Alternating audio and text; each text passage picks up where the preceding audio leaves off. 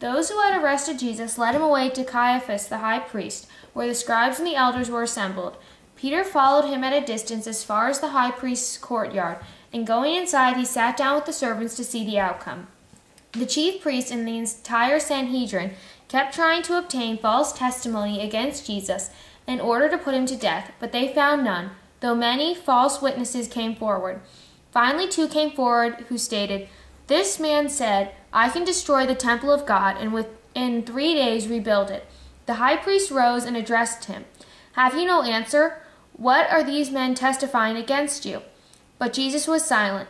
Then the high priest said to him, "I order you to tell us under oath before the living God whether you are the Christ, the Son of God." Jesus said to him in reply, "You have said so, but I tell you, from now on you will see the Son of Man seated at the right hand of the power and coming on the clouds of heaven." Then the high priest tore his robes and said, "He has blasphemed. What further need have we of witnesses?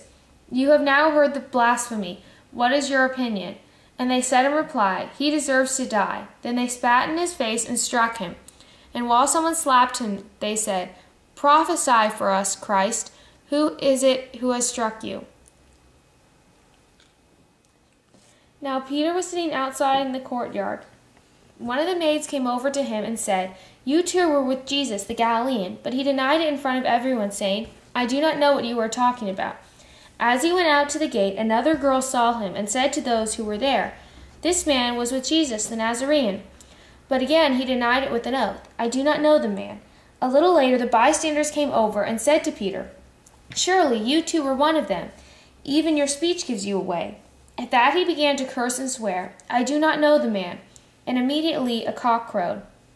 Then Peter remembered the word that Jesus had spoken, "Before the cock crows you will deny me 3 times." Peter went out and began to weep bitterly.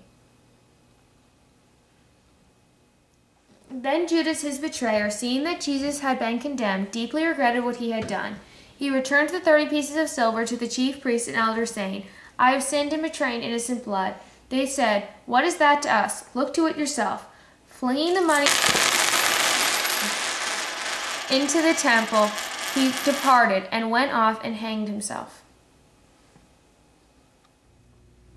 Now Jesus stood before the governor, and he questioned him, "Are you the king of the Jews?" Jesus said, "You say so." Now on the occasion of the feast, the governor was accustomed to release to the crowd one prisoner whom they wished. At that time they had a notorious prisoner called Barabbas. So when they had assembled, Pilate said to them, "Which one do you want me to release to you, Barabbas or Jesus called Christ?" The chief priests and elders persuaded the crowd to ask for Barabbas, but to destroy Jesus. They answered, "Barabbas." Pilate said to them, "Then what shall I do with Jesus called Christ?" They all said, "Let him be crucified." But he said, "Why? What evil has he done?" They only shouted the louder, "Let him be crucified." When Pilate saw that he was not succeeding at all, but that a riot was breaking out instead, he took water and washed his hands in the sight of the crowd, saying, "I am innocent of this man's blood. Look to it yourselves." And then the whole people said in reply, "His blood be upon us and upon our children." Then he released Barabbas to them. But after he had Jesus scourged, he handed him over to be crucified. As they were going out, they met a Cyrenian named Simon. This man they pressed into service to carry Jesus' cross. And they came to a place called Golgotha, which means place of the skull. After they had crucified him, they divided his garments by casting lots. Then they sat down and kept watch over him there. And they placed over his head a written charge against him. "This is Jesus, the King of the Jews." 2 revolutionaries were crucified with him, one on his right and one on his left. Those passing by reviled him, shaking their heads, saying, "You who would destroy the temple and rebuild it in 3 days, save yourself if you are the Son of God, and come down from the cross." Likewise the chief priests with the scribes and the elders mocked him and said, "He saved others, he cannot save himself. So he is the King of Israel. Let him come down from the cross now, and we will believe in him. He trusted in God, let him deliver him now if he wants him. For he said, 'I am the Son of God.'" The revolutionaries who were crucified with him also kept abusing him in the same way. From noon onward, darkness came over the whole land until 3 in the afternoon. And about 3 o'clock, Jesus cried out in a loud voice, my God, why have you forsaken me?" Some of the bystanders who heard it said, "This one is calling for Elijah."